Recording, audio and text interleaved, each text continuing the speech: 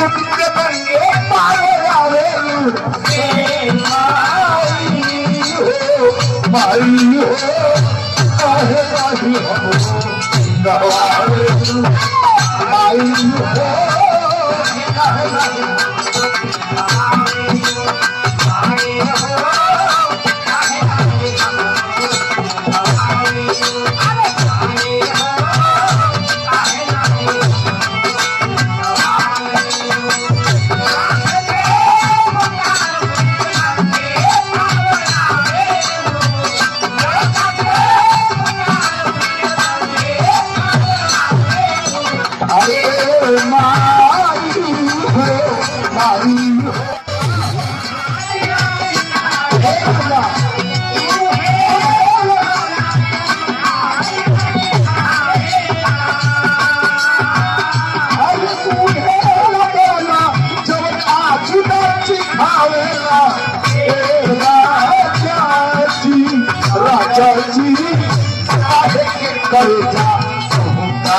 राजा जी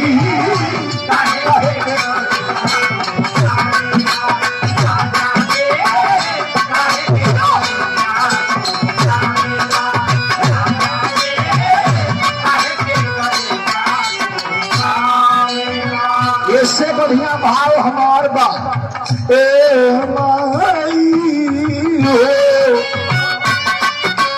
भाई हो काहे नाही हमरो की करावे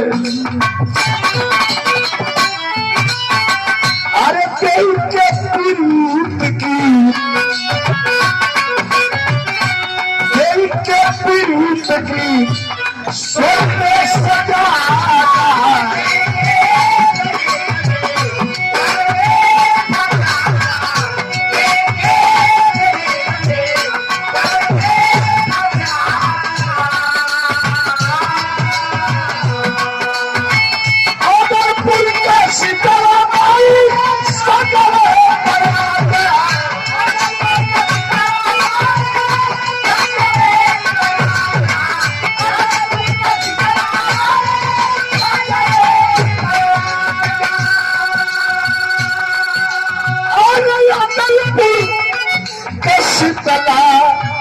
मैया सतरे पर आजा दर्शन देखा के अरे दर्शन देखा के भाग भक्तन के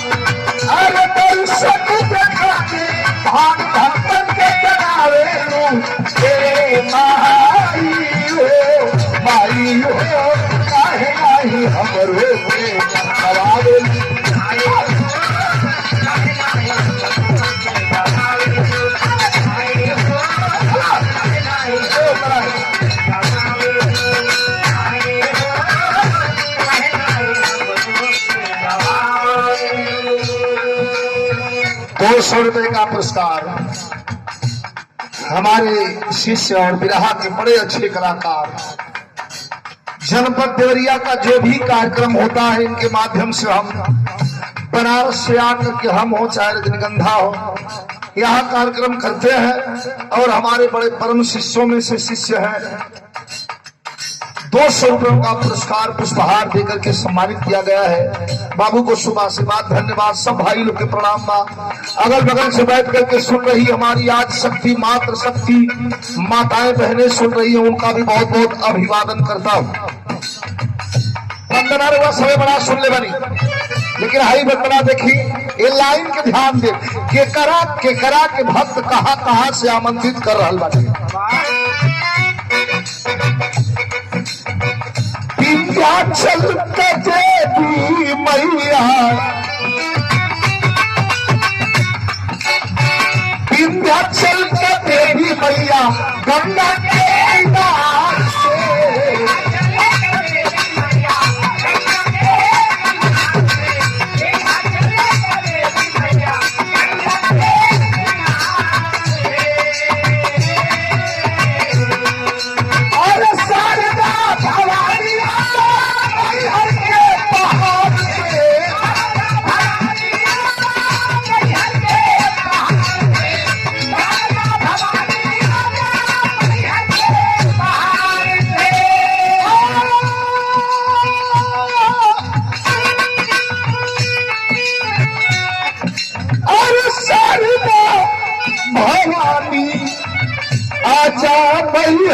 के पहाड़ से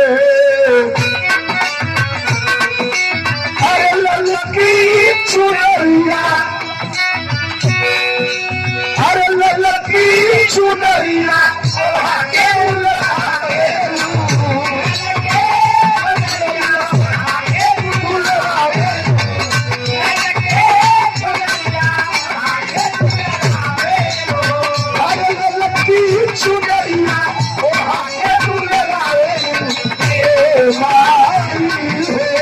माई हो काहे नाही हमरो के दवावे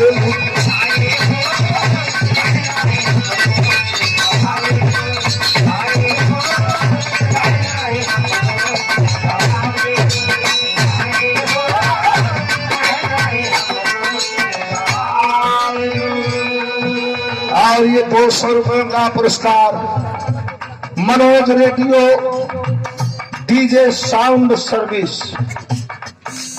हमारे छोटे भाई हैं मनोज बाबू के द्वारा शुभ आशीर्वाद। धन्यवाद। प्रगतिशील समाजवादी पार्टी के जिले के अध्यक्ष और हमारे छोटे भाई श्री गिरेंद्र प्रताप यादव जी, गरीबों के रहनुमा, गरीबों के विचारक, गरीबों की सोच चारे में खड़ा होने ई में जोड़ विरहा बा। हम चाहब कि जितना भाई लोग यहाँ बैठल बानी सब के हुए विरहा के प्रेम से सुनी। माता बहन लोग भी बैठल बानी, आए।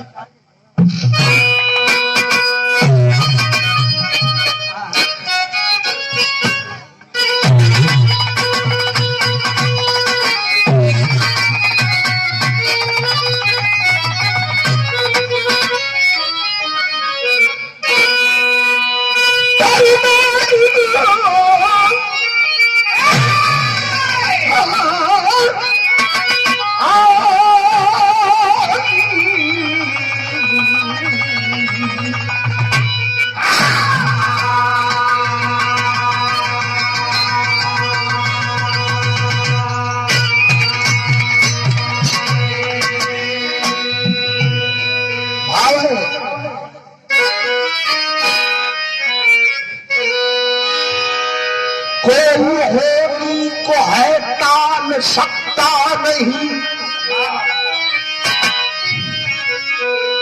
विरहे हाँ, लेकिन विरहा का फ्लेवर स्टेरिंग जहां जहां हंडिल जैसे जैसे हम घुमाए ला वही तरह तरह विरहा घुमे ले।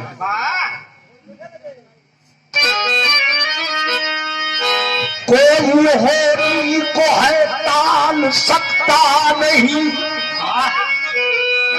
होके रही लाख कर ली जतन, होनी होके रही राख लंका हुई, और कौरो कुटुंब भी तो पाए पतन। एक दिन व्यास जी पहुंचे दरबार में, राजा जमदग्नि ने उनका स्वागत किया, मेरी शंका समाधान कर दीजिए। राजा ने व्यास जी से इबादत किया,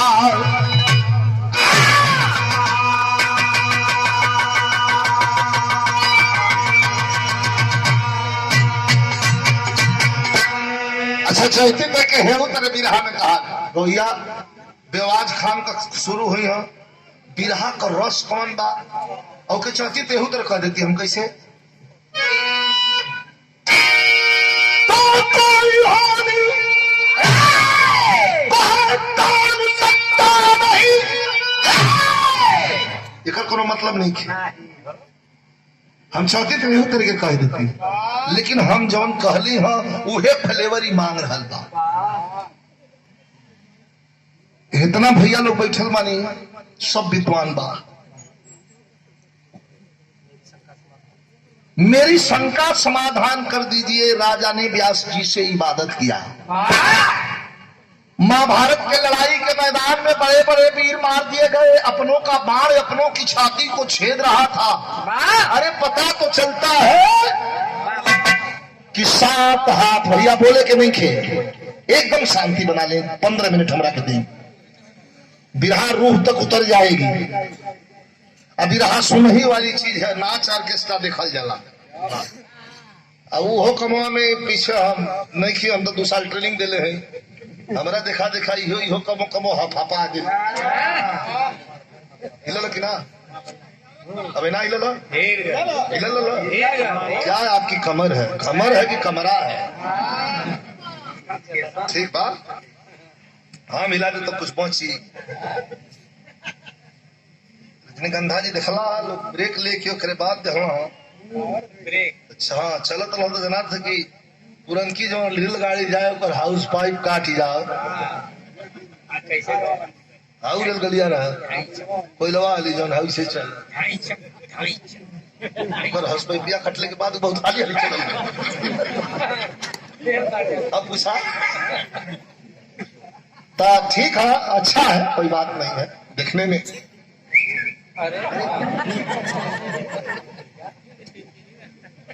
अंतिम वंश बचल बड़न परीक्षित, जैसे आज बाबूजी नहीं खन, बाबूजी के वंश में लोग बचल बाटे, दीवान जी बड़न, दरोगा जी बड़न, अंतिम वंश बचल बड़न एलर के हटो, अंतिम वंश बचल बड़न परीक्षित। अब परीक्षित का भी सर्प दंश से मृत्यु हो गई। एक कहानी लंबी चौड़ी बार समय देख ले टेलीविजन पर दिखावेला, जब सपवा मुनि जी का घरवा में लपेट दे रहा तो उनका लड़का बोली मत, एकदम भैया बोली मत।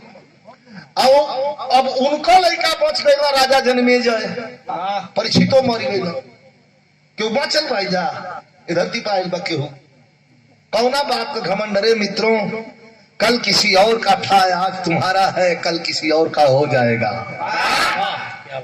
कौना बात का घमंड बा, कौना बात का गरूर बा। हमारा 20 को ट्रक बा, इससे हमारा एको नहीं खे, हमारा 5 बीघा जमीन बा, हमारा 100 बीघा बा, ये सब यही रहेगा, जाएगा साथ में क्या क्या। नेकी बदी किया हुआ कर्म, कितना परोपकार आपने किया, कितना गरीबों की मदद किया और कितना धर्म का निर्वहन किया, यही जाएगा साथ।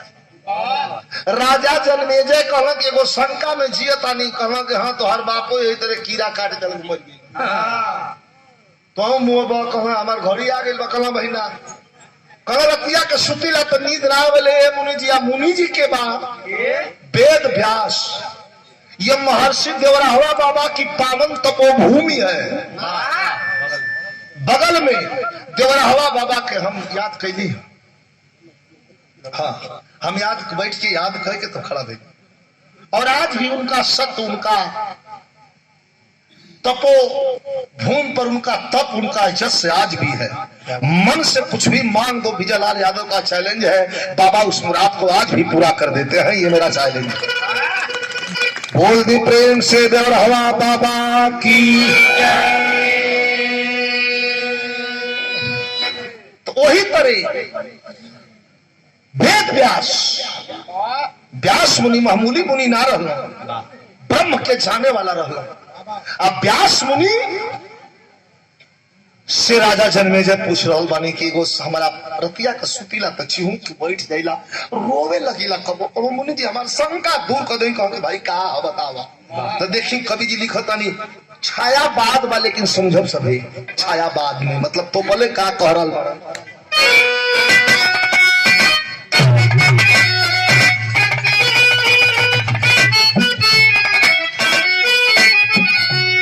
कि कैसे पंछी, कैसे पंछी मुरझाई गई है, अरे मुरझाई गई हो जबर रसवा, अरे जबर रसवा भरल बा गगरिए।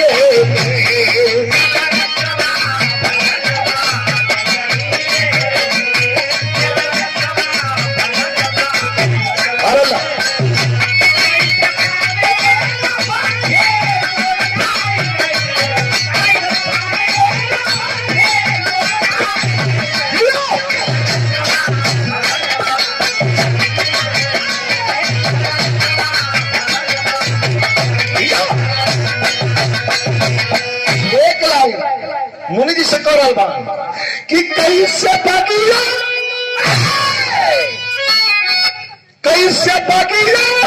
में फूलवा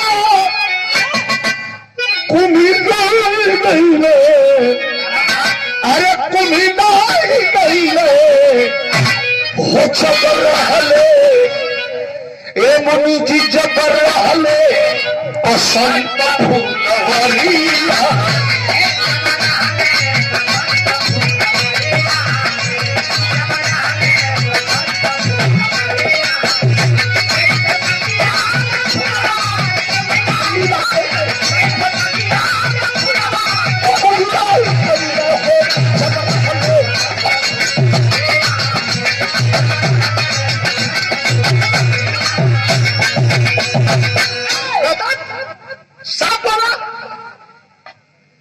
कैसे पानी बिना पंछी मुरझा गई, कैसे बगिया में फूल एक कारा जा बता साफ बोला तो बताओ तुम रोए लगलो। व्यास मुनि से कहता का जन्मे जय अकारण महाभारत का संग्राम हुआ,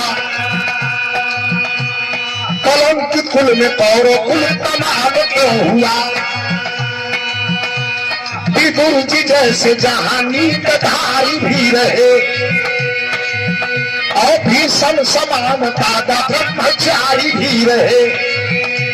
गुरुदेव जैसे सानी और सरताज भी रहे। महान सत्यवादी धर्मराज भी रहे। श्री कृष्ण जैसे जहाँ राजनेता भी रहे। श्री कृष्ण जैसे जहाँ राजनेता भी रहे। विवेकी महापुरुष जो प्रणेता भी रहे। इन लोगों ने भविष्य बुरा सोचा क्यों? इन लोगों ने भविष्य बुरा सोचा क्यों? इन लोगों ने भविष्य बुरा सोचा क्यों नहीं? भगवान महाभारत नहीं होगा क्यों नहीं?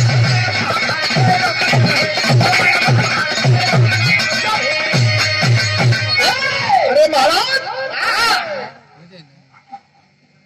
गुरुद्रोण जैसे सानी और सरताज भी रहे। महान सत्यवादी धर्मराज भी रहे।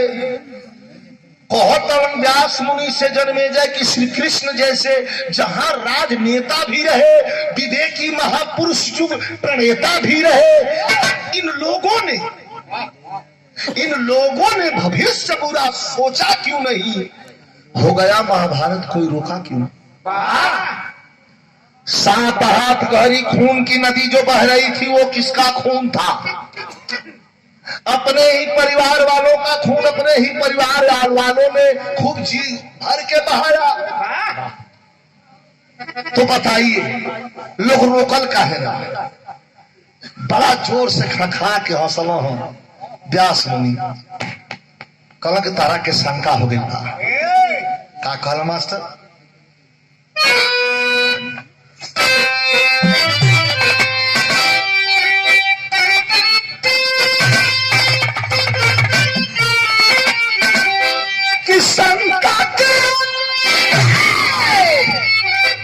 शंका के सजुदी में घेराई गई न हो।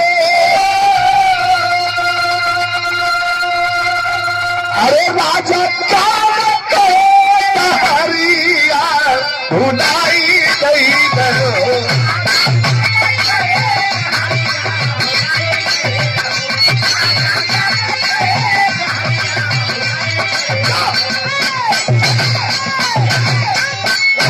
राजा सुना होनी हो के रही नहीं कोई रोकवैया। कहा मोबाइल बड़ा होनी रहे हो गई। घटना अचानक घटे बोली हो समैया। झूठे ब्राह्मणों के जाल में बधाई गई न हो। अरे राजा क्या कहे कहानियां उड़ाई गई है।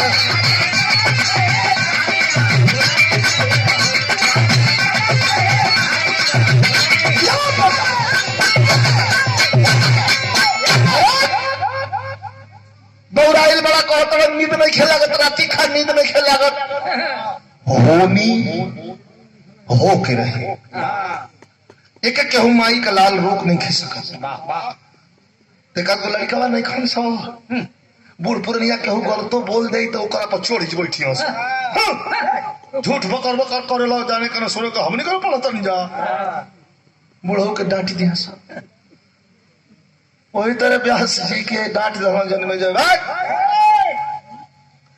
कहा जन्मे जाए रुक सके होनी घटना बुद्धि से अगर होखे काम बुद्धि विवेक से काम लिहल जा तो होनी टल सके ले मुड़ी तुम्हारी बात गलत है बहुत नागवार गुजरा कहा व्यास दे के प्रमाण समझेबे होनी नहीं टली बलधाम सुनो ए जन्मे जय प्रमाण दे दे कि होनी होइए के रही कहो कि तो हम प्रमाण दे दे कि बुद्धि से काम लेला तो होनी टल सकेले यही बात का कसम कसबा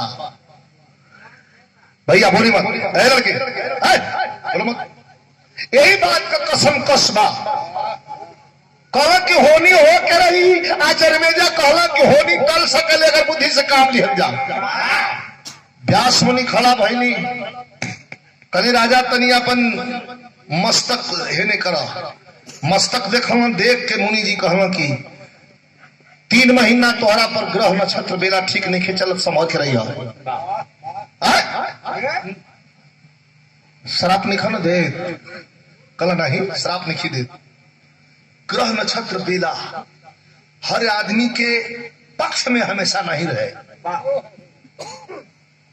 पर प्रतिकूल कब बच के रही 3 महीना कहा का 3 महीना बचब कैसे बचब कौना चीज से बचब महाराज वो खोल के बताई को हम जाता नहीं बता के तो का बतावे लगल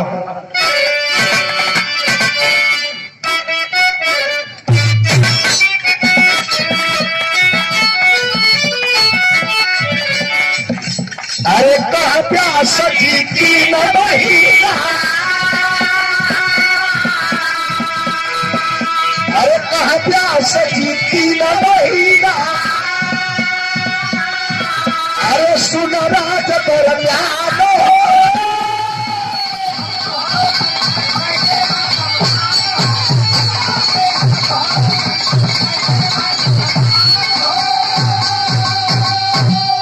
तीन महीना महल के बाहर मत जइहा कला राती खा मत जइहा कला ठीक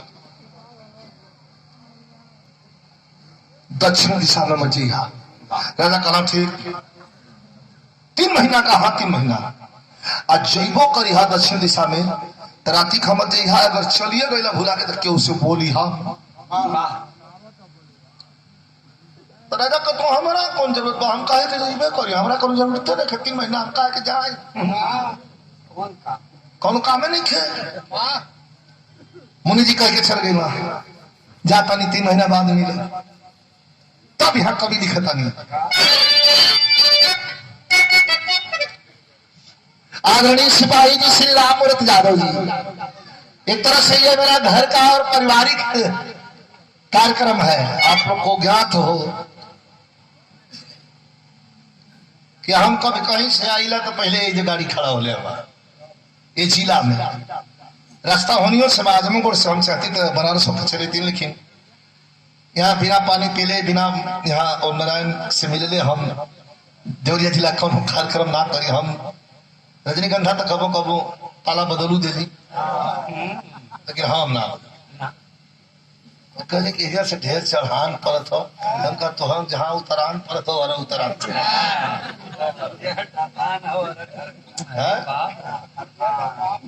वो मत बोला कहा था बड़ी मार्मिक बात है कभी कहो तनी कि गहराई हाँ गहराई मालूम सागर की नहीं पंछी पंछी भले लाग में पर्वत की ऊंचाई पंछी भले लांग ले पर्वत की ऊंचाई गहराई मालूम सागर की नहीं श्री राम दयाल यादव जी आदरणीय ग्राम सेवक साहब के द्वारा ये 200 रुपए का पुरस्कार बहुत बहुत प्रणाम बा। विराज एकदम अंतिम कगार पर बा। मेन पॉइंट बा राजा चल गए गहराई मालूम सागर की नहीं, पंछी भले लांग ले पर्वत की ऊंचाई। पहाड़ के ऊपर से पंछी जा सकेला लेकिन सागर की गहराई का बड़ा था नहीं खे। सुनी आई सुनी, एक दिन बीतल, 2 दिन बीतल, 4 दिन बीतल, 5 दिन बीतल, 14वां राती खा सुतल बाण जन्मे जे राजा। एगो मेहरारू करुणा विलाप कर रहल बिया, विलाप कर रहल बिया, रो रहल बिया। आई हो दादा हो कैसे जियब हो बाप। त राती खजनते बनी की आवाज बड़ा दूर ले जाले। बिरहा बहुत सुनने बानी है, बिरहा के ध्यान से सुनब। राती खराजा सुतल बन, चैन नहीं खे आवत, एने करवट एने करवट एने करवट एने करवट। औ अवजिया बा के राजा के पीछे नहीं खे छोड़त।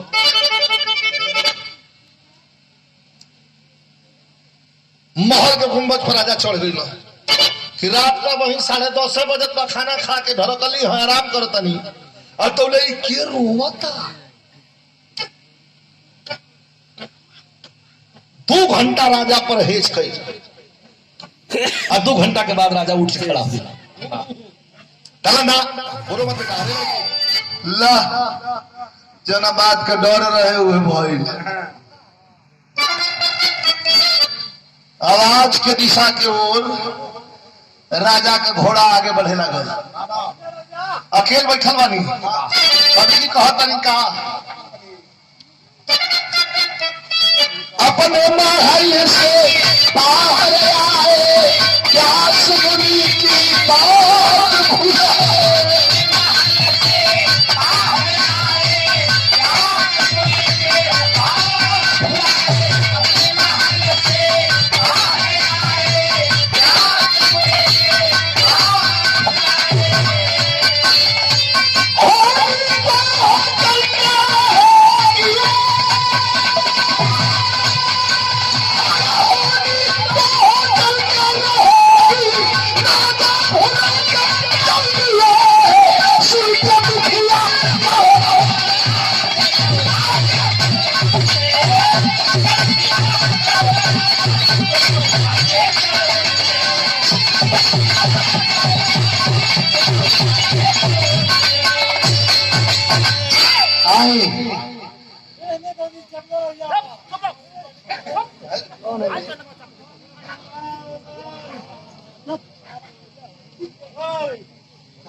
नहीं उनके मजा मिल गल हुई नहीं, कोनो बात नहीं, कोनो बात, धीरे से आराम से भैया।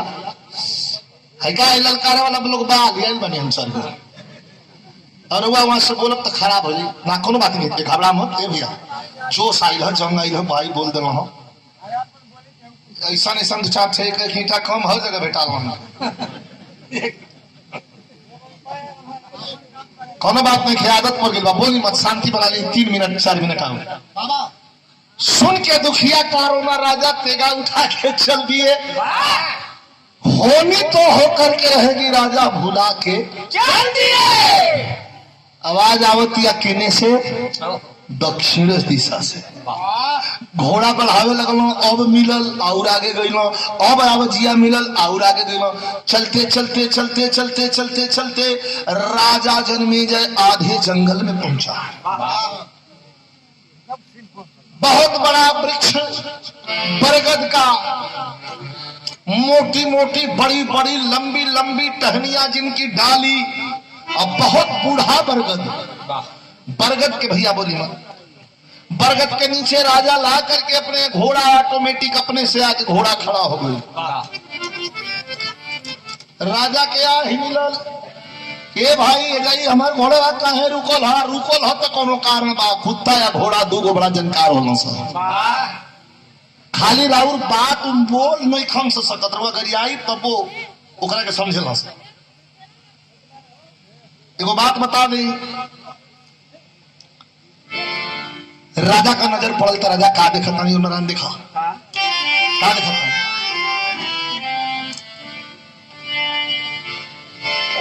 रोवेली माई, रोवेली माई,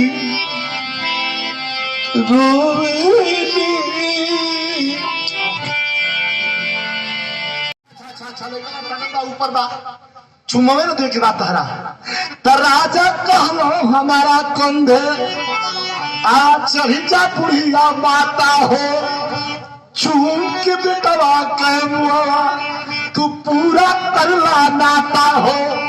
अरे चढ़ा के राजा, अरे चढ़ा के राजा एक कंधे पर जलन माई खड़ा हो गई सुनी के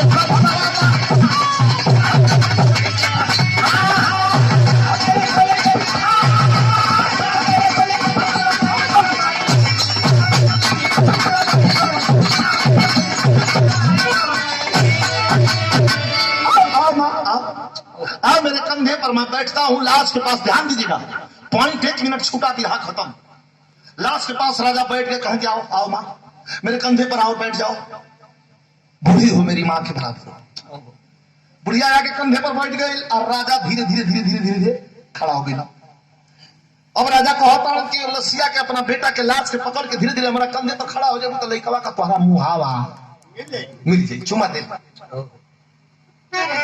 रात घड़ी बजावत या 12 बज के ठीक 30 मिनट 12:30 बजे 5 minute 10 minute 15 minute 20 minute 25 minute आधा घंटा 45 मिनट उतरे के नाम है नहीं खेले राजा गढ़ुआ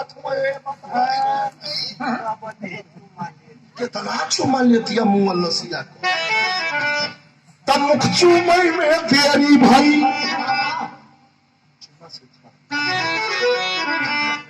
कि मुख चूमई में देरी भाई राजा मन कौर बढ़ाई हो फेर के गर्दन ऊपर तकला तेरे बाप रे गईल धोखा खाई हो।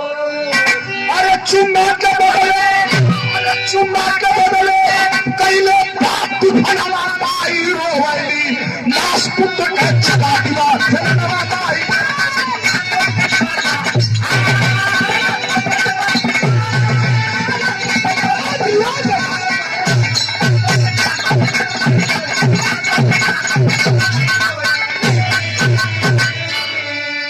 चुम्मा के बदले कैले बात उफनवा माई रोवेली मास पुत्र के छबा की बात जनवा उ कोनो चुम्मा देतिया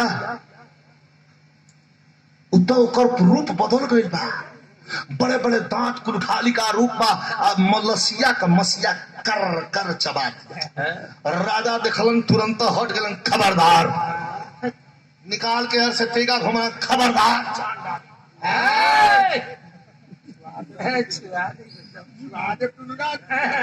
जान निकल रहिया टुंगवा तुम घबरा तो कुछ ना टुंगा का नाम सुने तो घबरा जाए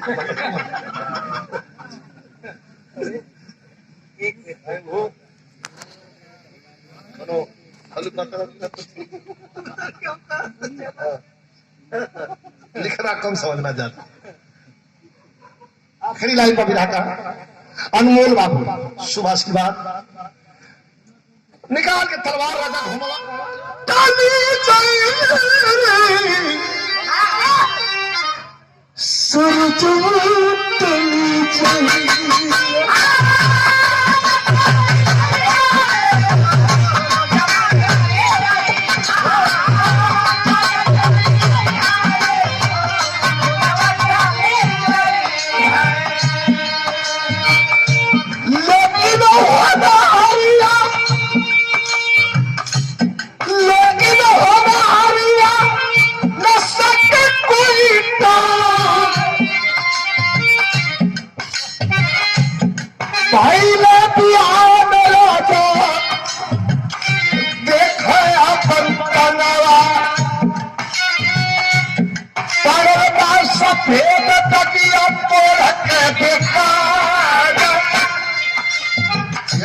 मास्टर वाला हाल मरो नहीं निकलो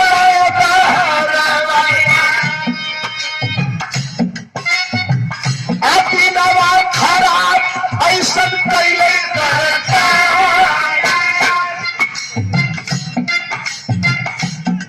के पदवा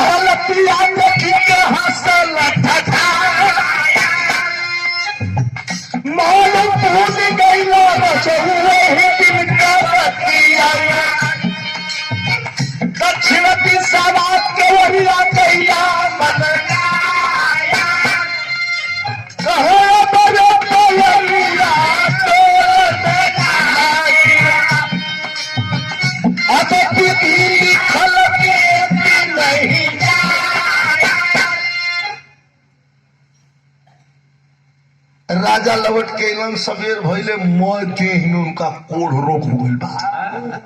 अनियास चली 2 मिनट विशेष ध्यान दे सभी। राजा को कोठरी में बंद हो गई ना, कोढ़ रोग माने के तैयार नहीं खे, देह चुए लगा। कितनो ओझाई दवाई कराओ तो कोनो फर्क नहीं खे। 3 महीना दिन जो है पूरा भइल बा, 90 दिन व्यास मुनि जी प्रवेश कर गई नहीं हस्तिनापुर में। मंत्री से पूछा तानी व्यास मुनि जी की काजी और राजा जी कहाँ बानी। कल राजा जी कोनो रोग में पकड़ा गए हूँ, घर में बंद हो, वही में से शासन सत्ता चलावत। कल जा उनसे कहला, कहला के जाई उनका कोठरी के लोगे गईला पर बसात है, नाक बंद करके जाएगी। पहले कहाँ को तू कुल अपन बंद कला बकी जा। अला मंत्री कहा राजा जी तो ही में से ही अपन धीरे से कहता के आखिर तू आवा के कहला रे हम मंत्री। हाँ बोला भैया अभी राजपाट करने का कहीं जंगलों में हम जाए इलाका। कहला व्यास मुनि आलो, कहला जल्दी बनाओ। लाल साहब यादव आपके द्वारा चाचा जी हम नारायण बाबू के बड़े भाई को बहुत बहुत धन्यवाद, नमस्कार प्रणाम। 200 रुपए का पुरस्कार। आके बहरे कवाड़ी खोलूंगा, व्यास मुनि देखला मुंह बंद करे, तुरंत कमंडल से पानी निकाल के छिड़कलो। जितना सड़ान दा दुर्गंध रहल वहां सब सुगंध में पड़। पूछा का हो, कहीं गई रहा का छीन दिशा कल हाँ एक दिन भोला के चढ़ गए। कल बड़ी बड़ी बात बतियावत रहा कि इन लोगों ने भविष्य बुरा सोचा क्यों नहीं, हो गया महाभारत कोई रोका क्यों नहीं। तो हो नहीं रहे ये जन्मे जय महाभारत हो गई। 3 महीना तोहरा के रोक के गई रही हो, इहो होनी रहल है, देखा यह कोढ़ी हो गई ना। तो होनी होइए के रही के क्यों टाल नहीं खे सको। अरे साले थोड़ा सा नहीं, थोड़ा सा ये बाबा की बोली हम ही जबरदस्ती मत करो। हम ही एक ऐसे कलाकार हैं कि हम जहां जाते हैं जिस जिले में उस जिले की बोली सिखा हो क्या कोई आप दांत तोड़ के 8 दांत लग गया है क्या सिखा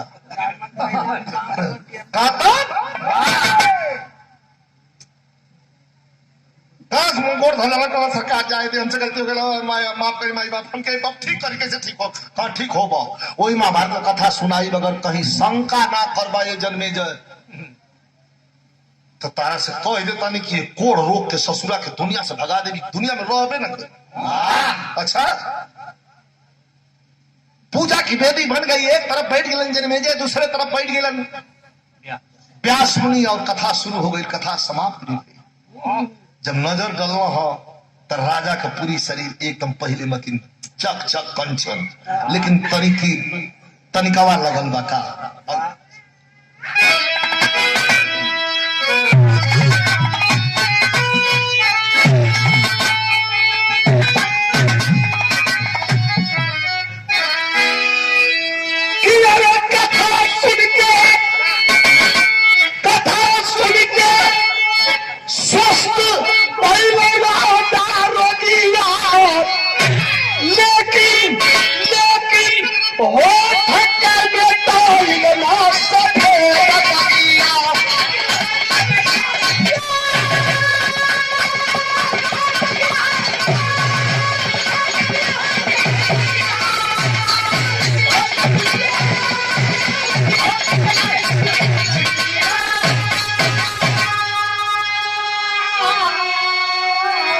कथा सुन के स्वस्थ पहले राजा रोगिया, लेकिन होठ का मिटाई ना सफेद हो गया।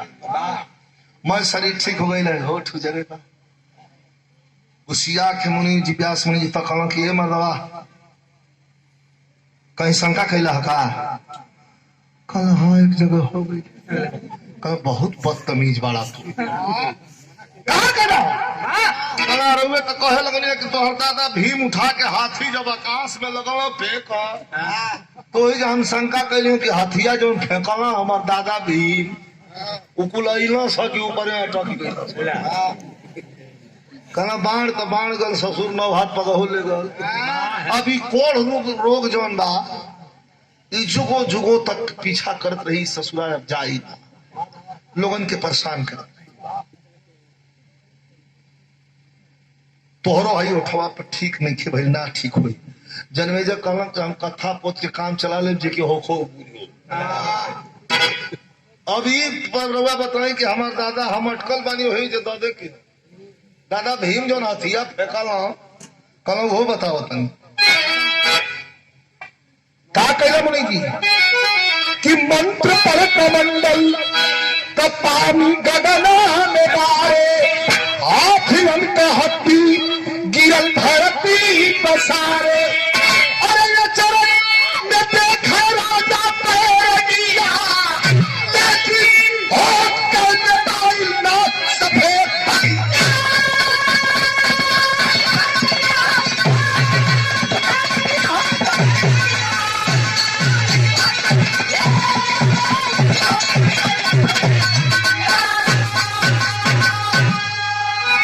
मंत्र पढ़ के जब ही कमंडल का पानी आकाश मार्ग में मरलन है हाथ इनका हड्डी हरहरा के गिरे लगल चलो वहां भाग तो विरह का अंतिम कड़ी हरि अनंत हरि कथा अनंता कहकर गुरु बिहार स्वर्ग चंदिका कवि बच्चन जीवन मालिक सागर की नहीं राम दे बिले लाल की तू जो भी सदाई